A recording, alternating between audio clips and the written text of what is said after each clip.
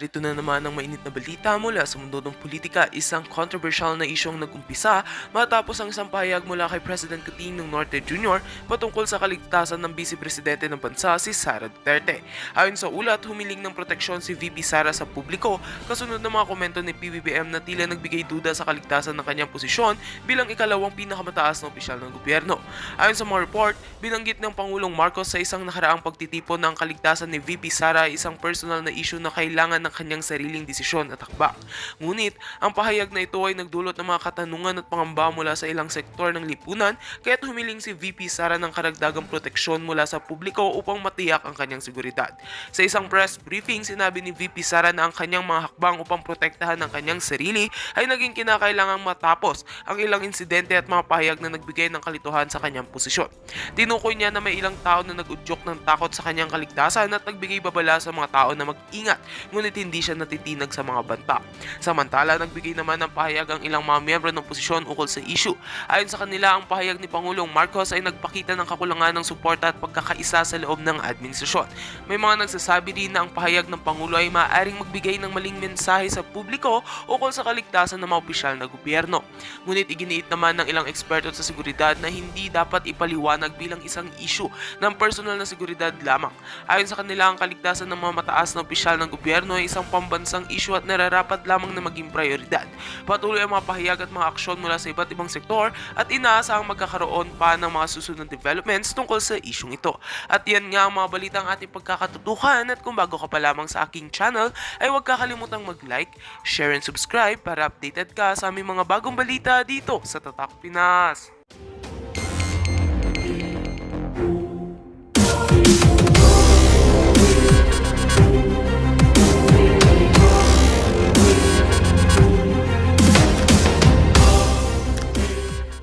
But against her. Tandaan nyo ang if. Napaka-importante yun yung two-letter word na yan. If an alleged plot against her succeeds. The executive secretary has referred this active threat to the Presidential Security Command for immediate proper action. Diba? Naalarma daw sila. Any threat to the life of the president must always have taken seriously, more so that this threat has been publicly revealed in clear and certain terms. What is your opinion? Nasabi ng isang tao ang salitang yun, okay, dahil sa kanyang emotion, high emotion na panggigipit, pero hindi naman niya sinabi na, alam mo, sa ating mga maliliit na tao, no, na hindi naman tayo abogado, mga palangga, hindi naman niya sinabi na meron na akong kinontak na taga-gurgur at ipapagurgur ko talaga yang tatlong yan.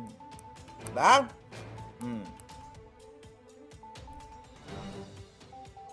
Okay. Ngayon, nasasabi nila grave threats daw. Meron na akong kinontak na tao kasi gusto ko na ipagurgur yung mga putang inang yan. Ganun ba ang konteksto ng statement? Kaya napakahalaga ng two-letter word na if. Kung magugurgur ako, mga baka ng ina ninyo, meron na akong nakaantabay na re-rest back. Meaning, sa simpleng pananalita, ay Melvin Nakindanom, sa common na pananalita ng common tao, hindi magugurgur yung tatlong demonyo kapag hindi mo ako ginurgur. Ibig sabihin, wag mo akong gagalawin.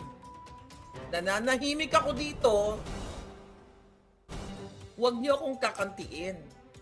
Kasi pag kinantiin niyo ako, inatasan ko na, actually, I think takambal ko si Inday. Hindi, totoo to. Sinabi ko to. Actually, may inatasan din ako eh.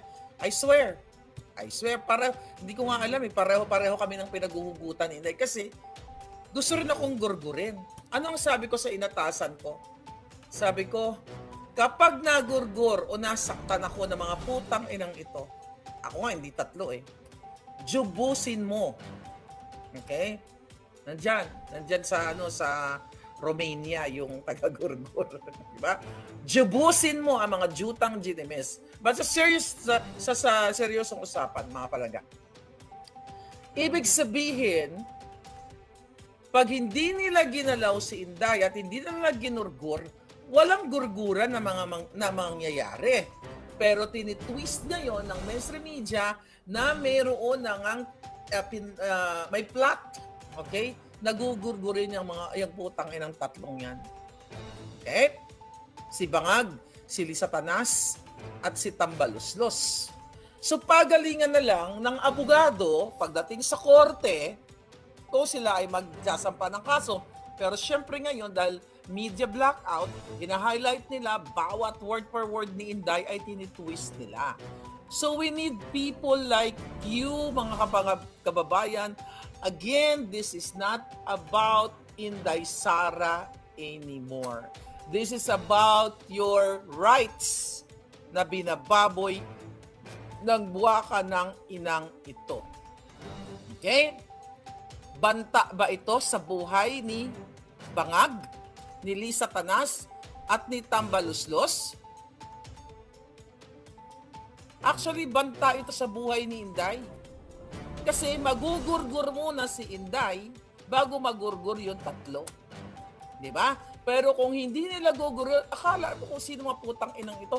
Itong si Lisa Tanas, yan talaga ang mayroong assassins. Sila ni Robles. Meron po tayong testigo niya na i-forward na po natin dito sa Korte ng Amerika at na-i-forward ko na rin po sa FBI. Okay? Yung 10 million bounty na gusto ako ipagurgur ni Lisa Tanas. Pero dito sa sa sinabi ni Inday, mga kababayan, syempre talagang ititwist nila yan. Na si Inday ay meron na kinontrata na ganito, ganyan. Sino ba ang may banta sa buhay? Banta muna sa buhay ni Inday Sara bago ang banta sa buhay ng mga putang inang mga adictus benedictus. Diba? Ngayon,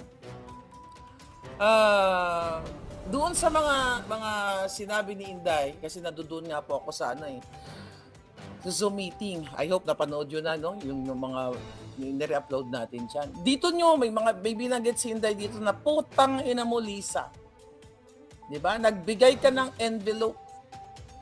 Nagbigay siya ng envelope para ibigay doon sa DepEd, sabi ni Inday. Ang konteksto noon, ang pagkakaunawa ko sa konteksto doon, di ba, pinagbibintangan nila si Inday na kung ano-ano. Bribe yun. Generous allowance na binigay doon sa kung sino mang kasabwat ni Lisa sa ahensya ng DepEd. Remember, dito nakukonfirm natin, okay? Nakukonfirm natin, mga kababayan, na si Lisa Tanas ay talagang nagbibigay ng generous allowance to bribe everyone.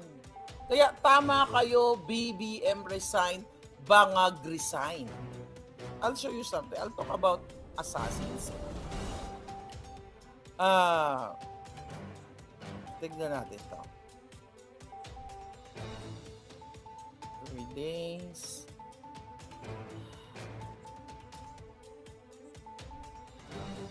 Okay. Now. Okay. Ngayon, mga palangga.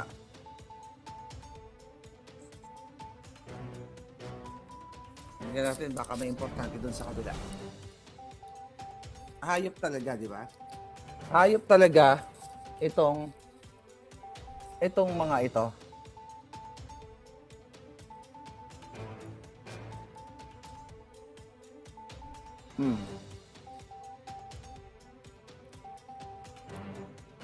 Ngayon, mga kapalangga, grabe. Pag-usapan po natin, I think hindi ko nabigay ang konteksto kagabi nung sinabi ko. Kasi pag-uusapan natin ang assassins. Sometime, okay. Tinitignan ko lang po yung data. Okay, basahin ko tong sinabi sa akin ng informante natin. Alright.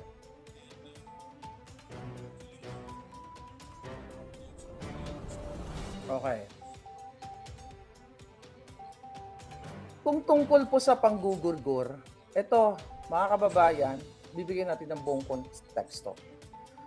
Ayon sa ating informante, si Lisa Tanas, si Marcos Jr., si Martin Romualdez, yang si Mel Robles, at si Babes Romualdez ay nagtulong-tulong ayon sa ating informer na magpadala ng 3 assassins para patayin ako.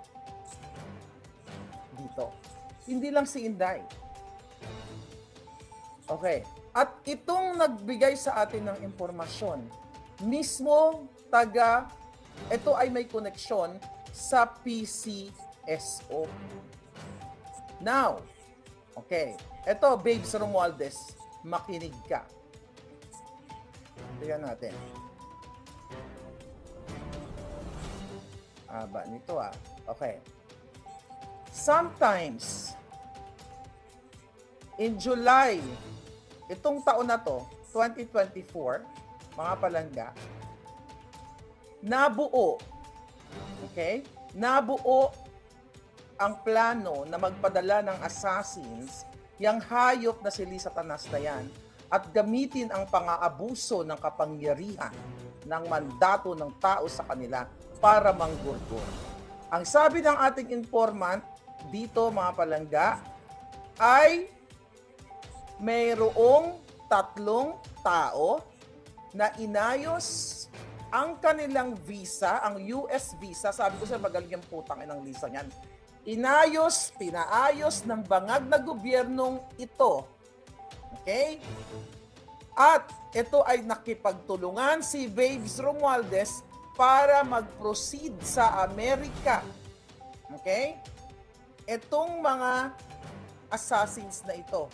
At nakasulat pa nga dito, July ito sinabi, at actually July ko pa ito nalaman. Kaya yung kaso ni Langka, okay, sinabi din dito, pupunta si Langka sa Amerika para mag-file ng kaso sa iyo. Alright? Then, mga kababayan,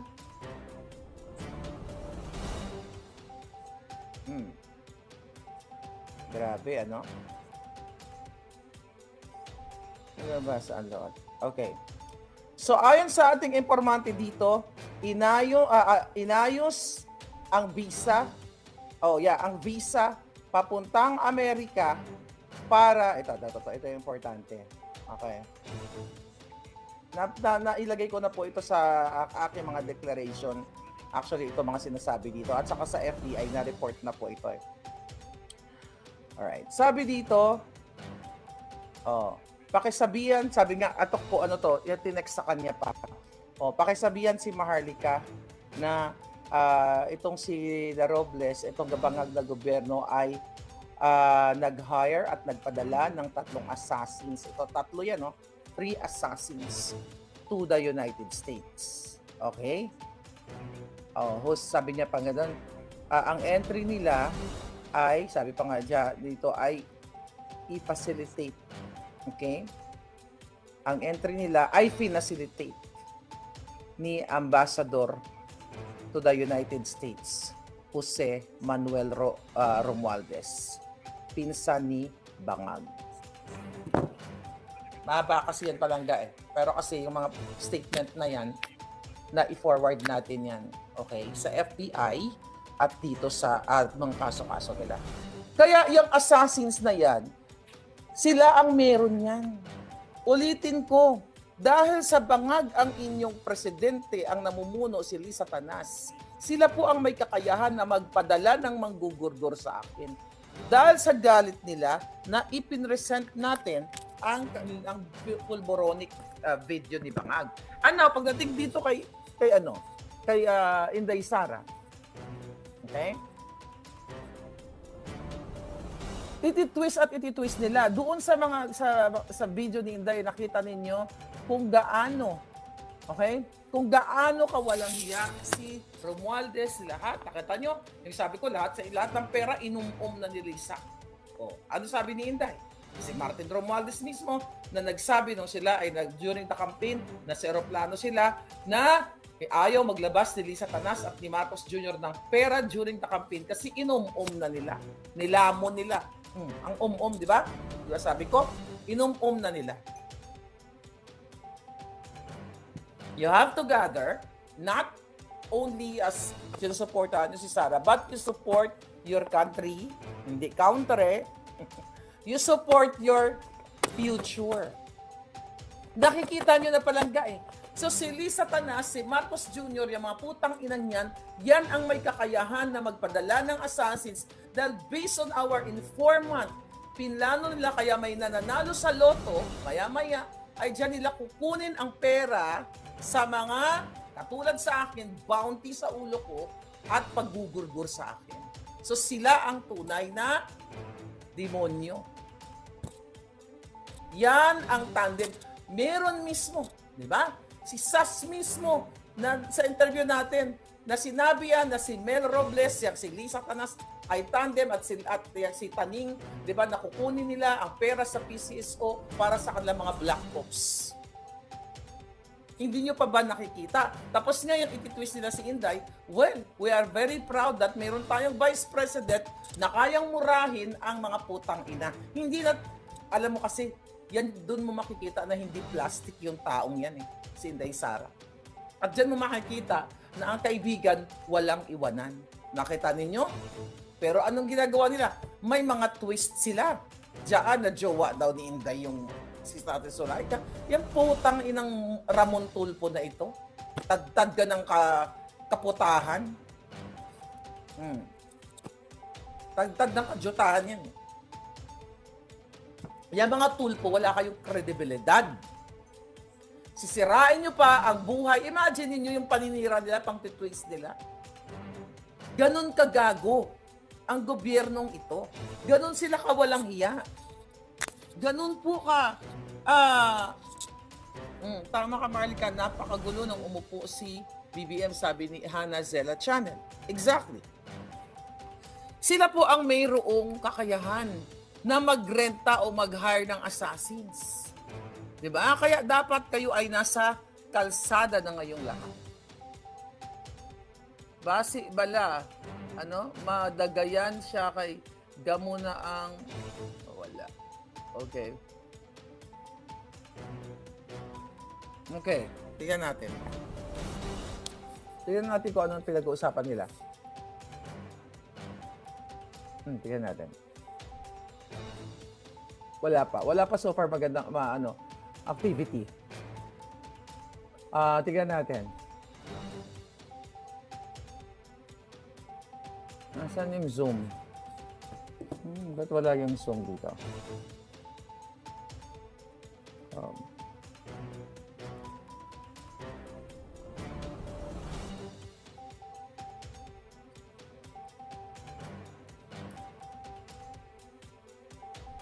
Reset. Video. Share screen. Bakit wala yung Zoom? Hindi ko ma-share yung Zoom. Anyway, walang Zoom. Hindi ko makita yung Zoom. Anyway, mga kababayan. Doon sa mga statement, okay? Sa mga statement ni Inday, okay? Makikita mo na talagang nabudol talaga siya. Nabudol siya. And-reveal niya na talagang, alam mo, pinagtulungan talaga siya. Pinagtulungan, ginamit, tinarantado. Ganito kasi pagbangag, mga kababayan Di ba? Ako na mismo nagsabi sa inyo 2 taon na tayo nagdadakdak-dakdak. Yung ginagawa nilang pagigipit kay Attorney Lopez, hindi po yan makatao. Saan ka nga nakakakita na gabi magre-release ng order, hindi naman national disaster or kalamidad yan para magmadali sila or guluhin nila yung buhay ni Attorney Zulaika, and also the fact na kinontempt nila, di ba? Yan ay unconstitutional. Paglalapastangan sa batas. Ano sabi nila? Nag-pour sila Laila de Lima na drama. Well, magkakakampi ang mga yan. Magkakampi ang mga demonyo. Kaya nga sabi ni Karen, Dulay, galit na taga Davao, ngayon po luluwas silang lahat, diretso sila sa EDSA. I hope you have to speak up, mga kababayan. Kailangan nyo mag-speak up kasi nakakita nyo yung, but I mean, sana yung mga religious group, yung mga Katoliko, lahat, yung mga kongregasyon, alam nyo, hindi na ito usapin patungkol kay Sara, usapin kung paano manggipit sa isang ordinaryong tao, isang abogado kay Zulaika Lopez, ang ginagawa ng gobyernong ito. Nakita mo, bumabalik na kayo sa kadiliman. Undeclared martial law, pero tahimik pa rin po kayo. Kayong mga nasa kongregasyon, kayong mga bishops, kayong mga rabbi, lahat kayo. At yung mga high-ranking generals. You have to speak up. 'Di ba? Ang gulo-gulo ng bayan natin dahil meron kayong bangag na presidente. Yan ang katotohanan, mga kababayan. Kaya nagkakagulo ngayon, hindi dahil sa what? 'Di ba? Hindi dahil dahil si Inday Sara sa 125 million chuchu na yan. Hindi po yan totoo kasi ang target talaga ng bangag na ito na administrasyon na ito ay i-wipe out tayong lahat. Lahat na mag-criticize, lahat na mag-attempt na magsalita sa mga kababuyan ng gobyerno ni Marcos ay kanilang gugurgurin. Kaya if you talk about assassins, sino ang assassin? Sino ang assassins dito ni Lisa? Remember sa kanyang interview, sabi niya, madali lang tumawag sa Romania kung gusto nilang magpagurgur.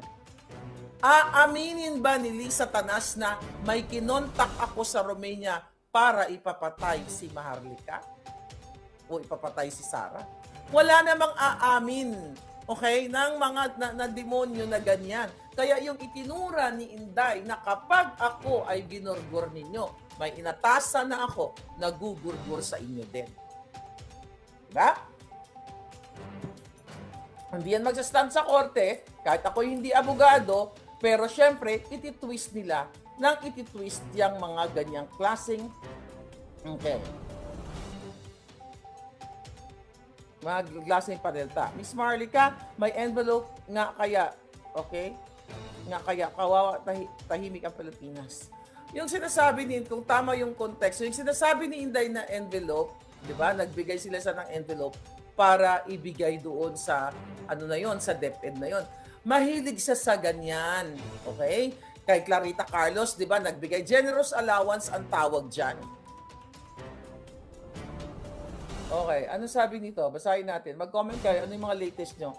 Sabi ni Cora McGaffer, Miss Marlica, may nabasa ako na pinapag-resign na si PBBM ng United Nations due to rampant corruptions. I don't know, I cannot comment. Well, kahit hindi natin nabasa yan palangga, totoo man yan hindi, dapat mag-resign na. Okay, mag-resign na siya or ang mga kabinete niyang merong konti, I don't know kung may dangal pa ang iyang mga cabinet secretaries na yan. Dapat yan ang mag-resign at iwanan na nila ang isang bangag na presidente dahil nakikita naman nilang hangal. Tignan natin si Vilma Santos, yung asawa mo. Di ba? Si Ralph Recto. Balita ko nanonood ka pala ng vlog ko. Bago na-appoint yung asawa mo, sinabi mo na totoo naman pala lahat, totoo ang lahat ng sinabi ni Maharlika.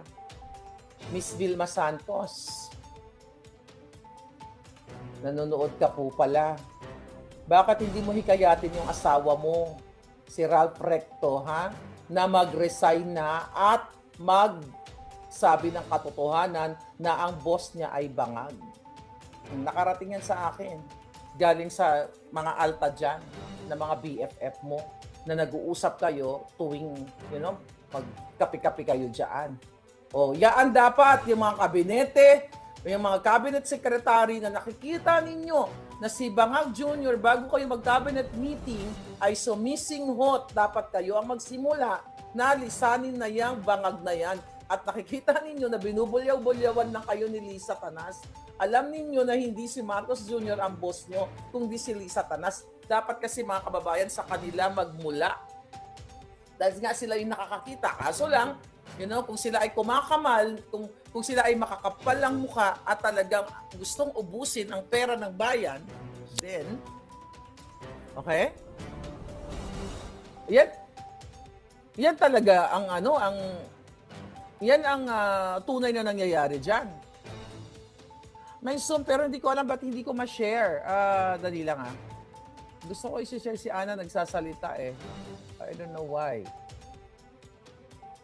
Zoom?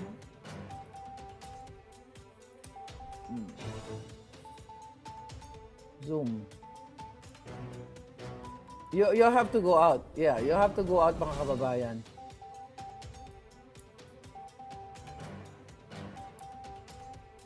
Ito na pala. Ay, hindi. Mali.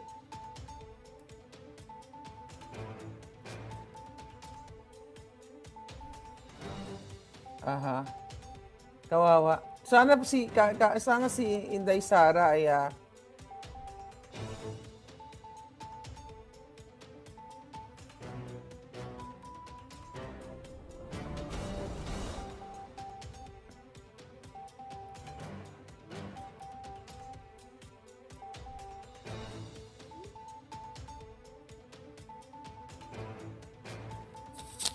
Oy, mga palangga.